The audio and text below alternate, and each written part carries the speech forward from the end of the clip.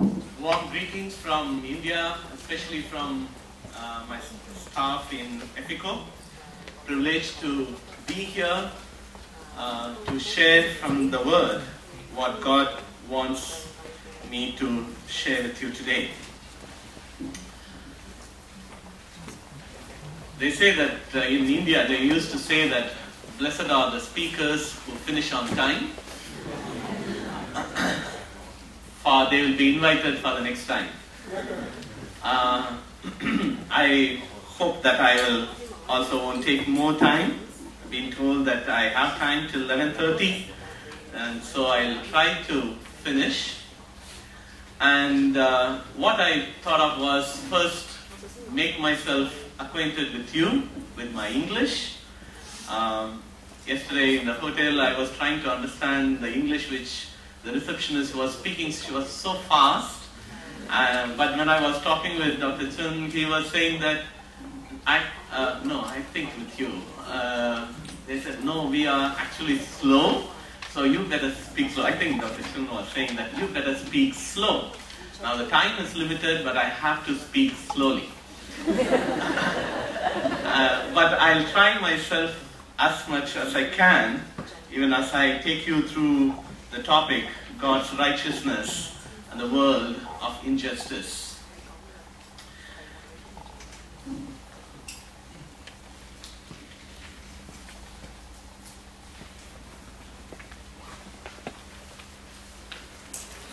Righteousness and justice are the foundation of your throne.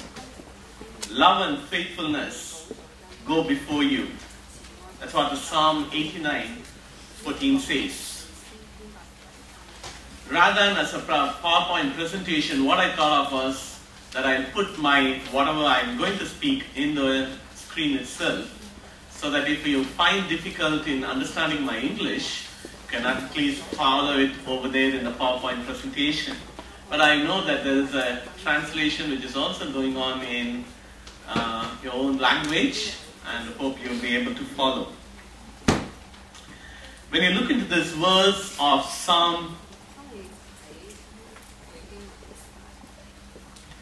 okay, there is a note. Nothing to stop immediately. For those who need Chinese translation, please turn your radio to FM 89.9. Thought of starting with saying Cao Chun, right? Cao Sun. But it's very difficult for me to get your language, so let me say that in English itself, let me continue with the language. When you look into that Psalm 89 verse 14, herein lies the basis for theology and ethics as well, for the life and mission of the church. If righteousness and justice are the foundation of His throne, it is only to be expected they are also to be reflected in the lives of the people who regard themselves as children of God. So if God's foundation, when you look at it, is the righteousness and justice, or the throne in which He's been seated upon, then we see that the lives of the people will also should reflect with the same character as mentioned here. 2 books plus 1, 3 books I think I will refer to you today morning, even I reflect on the topic which is given to me. Listen to the story of a farmer, Shankara. Shankara is the name of a god, but he is a farmer who works in a place in India, in Maharashtra, which is the central part of India, a loving husband and a father of Kalpana, 14, a girl, and Ganjanan was age 12. Now on November 2, 2008, Shankara took his life by consuming a chemical insecticide. Shankara had hoped his son and daughter would have a better life while India's economy is booming up they thought that our children also will grow up and live a good life. But then his farming or the agriculture work, what he does, got him only very few pence a day. He couldn't get his, whatever the output which he's supposed to get from his farm, he couldn't get it because of the change in the climate, water problems, pesticides problem. And so he lost his life. He took his life and committed suicide. Now the two children, they have to work as laborer and they earn a few pence. Now they are landless and homeless and will be the lowest of the low in the society.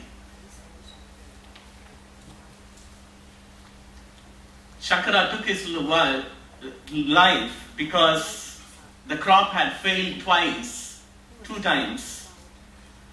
And so in 2 years there was no much of an income.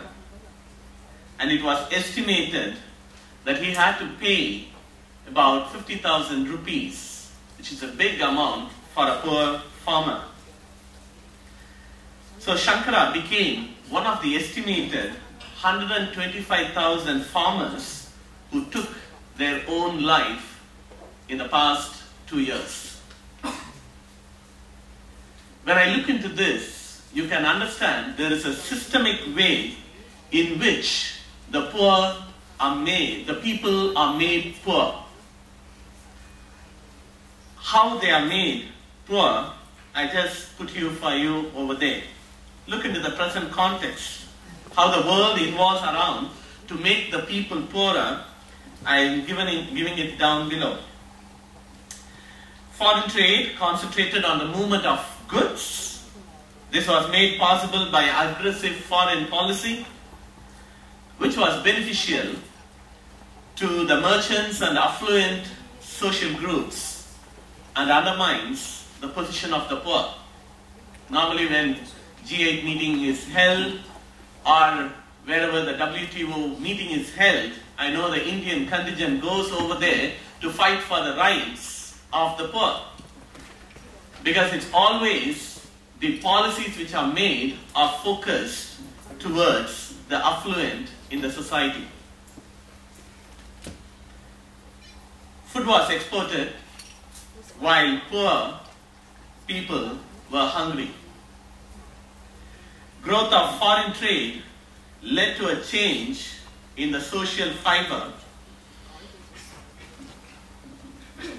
marked by increased urbanization and a centralization of wealth and power in the hands of urban elites who control the economy and gain control over the lands of the poor.